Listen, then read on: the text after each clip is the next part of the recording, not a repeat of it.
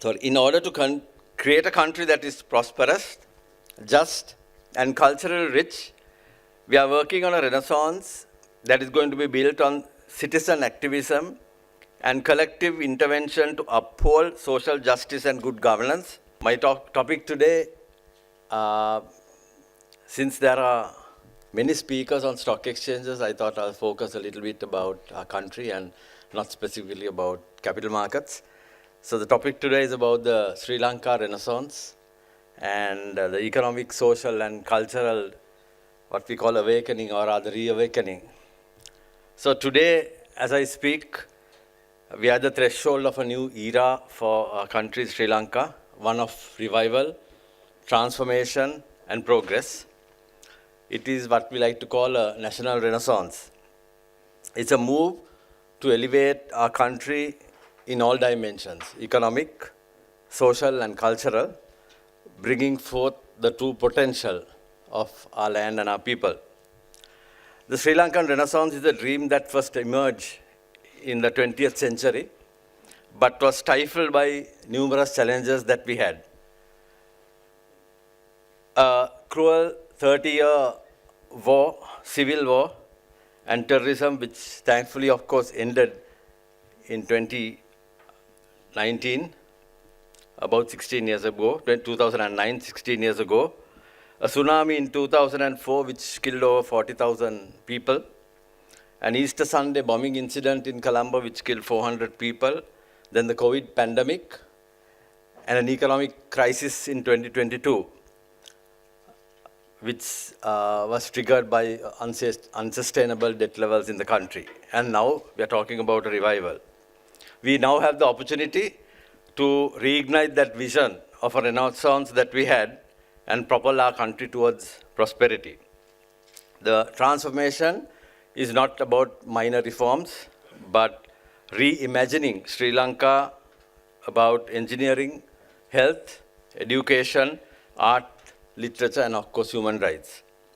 At the heart of this transformation lies the development of a production-based economy. Our future focus is on harnessing our natural and human resources effectively and emphasizing sectors such as mineral resources to develop local industries, information and software technology to position Sri Lanka as a digital hub, tourism to capitalize on our rich diversity and 2,500-year history, cultural and natural heritage, agriculture and marine resources. As you know, we are islands surrounded by the sea, and that we need to do to enhance food security and exports, and creative industries such as cinema, literature, music, and theatre to showcase our cultural richness to the world. Also, we believe that science and technology will play a crucial role in this transformation effort. Education, health, and transportation is a focus area now to ensure equitable access and efficiency in public services. Vocational education will bridge the gap between the academia and the job market, producing skilled professionals essential for the production economy that we are talking about. So let me dwell a little about sustainable and inclusive economy. Sri Lanka's economic revival post the economic crisis in 2022, which was triggered by unsustainable debt levels and the pandemic, which caused dwindling foreign reserves. And as a result, we had an economic crisis of proportions that Sri Lanka had never seen. We now have improved foreign exchange earnings from tourism and worker remittances that has contributed to economic stability. As you know, tourism is an important industry in providing an inflow of US dollars and employing over 1 million people directly and indirectly. GDP growth has exceeded 5% in each of the last 3 quarters. Sri Lanka's inflation, measured by CCPI, has been gradually declining, leading to deflation in recent times. For the past 5 months, Sri Lanka has been experiencing deflation, with last month's inflation recorded at a -4%. The Sri Lankan rupee has appreciated significantly showing resilience in the global market.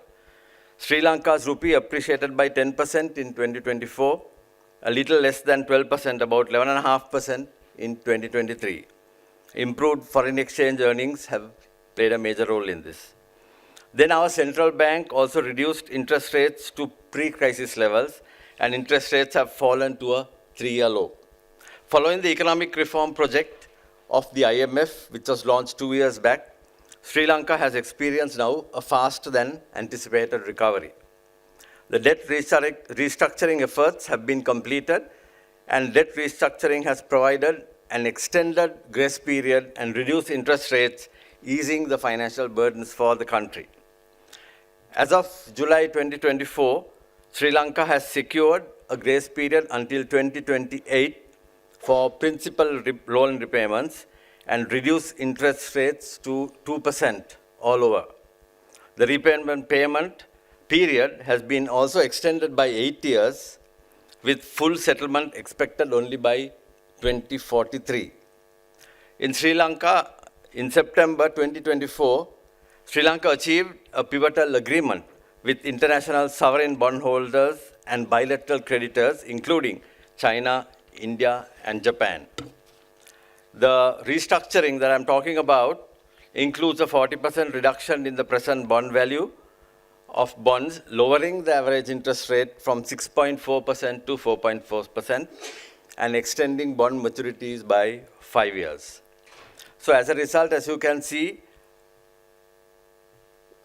following the crisis, we fortunately didn't go south, but I managed to overcome. And Sri Lanka was able to secure the fourth tranche of a 2.9 billion USD IMF reform package recently after the completion of the third review of the IMF program. And we were happy to note that the IMF commented that Sri Lanka's efforts are now beginning to bear fruit.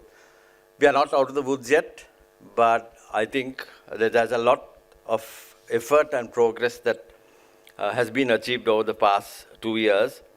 And with inflation remaining low, improved revenue collection, tax collections, widening of the tax net, and of course, accumulation of reserves.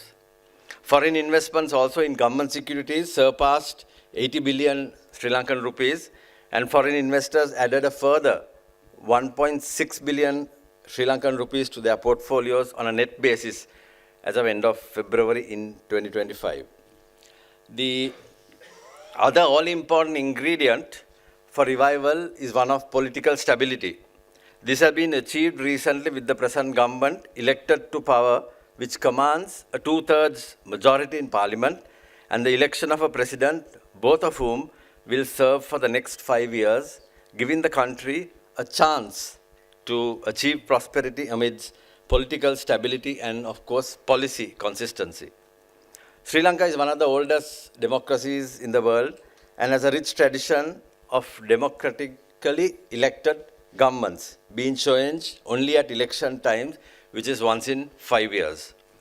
The only instance of an upheaval was in 2022, when the incumbent president and the government was forced out due to abuse of power and corruption, which led to the crisis. We dubbed it the people's struggle. However, I think we also go on record as perhaps one of the very few countries which has overthrown a government in power peacefully without the loss of a single life, which has also immediately followed by a smooth transition of power to a new president. So we want a transition towards a circular economy, prioritizing sustainability by adopting renewable energy sources, eco-friendly agricultural practices, and green construction methods. We are keen about a harmonious coexistence with nature and to restore and maintain the environmental balance. Economic growth alone is not enough, and as a country, we want to foster a just and equitable society. So our Renaissance envisions a Sri Lanka where women representing half the population enjoy equal rights and free from all forms of violence. We want laws that are aligned with international charters to ensure justice and protection for the most vulnerable groups. We want a judiciary that remains independent, upholding justice without interference. We want arts, literature, and philosophy to play a pivotal role in shaping a compassionate, cultured, and thoughtful society. Sri Lanka is also ambitious in transforming the country's economy and society through the full integration of digital technologies. This involves ensuring that it can compete globally in areas such as innovation, entrepreneurship, and digital skills. It also includes promoting sustainability and inclusiveness in the digital economy to ensure that no one is left behind, that all citizens benefit from the opportunities provided by the digital revolution. The National Digital Strategy of Sri Lanka that has been established will support building the new economy. Through its implementation, the strategy shall accelerate Sri Lanka's development trajectory, and this strategy should position Sri Lanka to use digital technologies to enhance economic competitiveness, to drive exports and foreign exchange earnings, to create high-paying jobs for young people, women, and rural populations, and deliver trusted and inclusive public services to everyone, everywhere. Sri Lanka has also introduced recently a Data Privacy Act and is in the process of setting up a Data Protection Authority as the enforcement agency. This includes a national data exchange, a unique digital ID, and a program to create digital literacy and awareness in the country. They must also give you an insight on a new program which has been implemented. The Clean Sri Lanka program, which has been implemented, aims to address a cleaner physical environment and an island-wide moral commitment to enhance ethical principles. Enhancement of economic, social, and governance factors have been identified as the framework to address the objectives of this plan with the involvement of the community, with actionable goals, timelines, and outcomes, with a vision to build a beautiful country with smiling people. This community-driven initiative is a participatory initiative which has three pillars: a social pillar, fostering a socially cohesive and ethically driven society through behavioral transformation.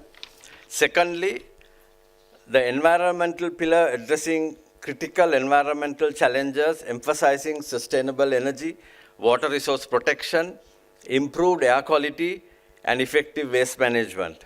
Then the ethical pillar, focusing on promoting integrity and ethical behavior in all respects, emphasizing the importance of transparency, accountability, and mutual respects. So as the term goes, Clean Sri Lanka is not just about the environment, but it's about a clean country. Increased focus on education, particularly for students with special needs, a countrywide cultural festival to celebrate the diverse heritage of our communities, higher wages, social protection measures for pensioners, orphans, and disabled individuals, a revival of interest in sports at school level, fostering youth engagement and athletic excellence, supporting low-income students, focusing on providing housing for artists and journalists, recognizing their role in cultural development, and of course, addressing the human-elephant conflict and to mitigate those challenges, ensuring harmony between people and wildlife. As you may not know, Sri Lanka is home to an elephant population of about 7,000 plus elephants of the Asian variety. And this population has grown significantly due to conservation efforts.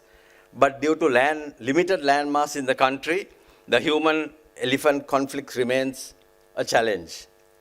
I believe our country's underdevelopment has been fueled partly by our isolation from the global community. It is time to open new avenues in science, technology, research, and the arts.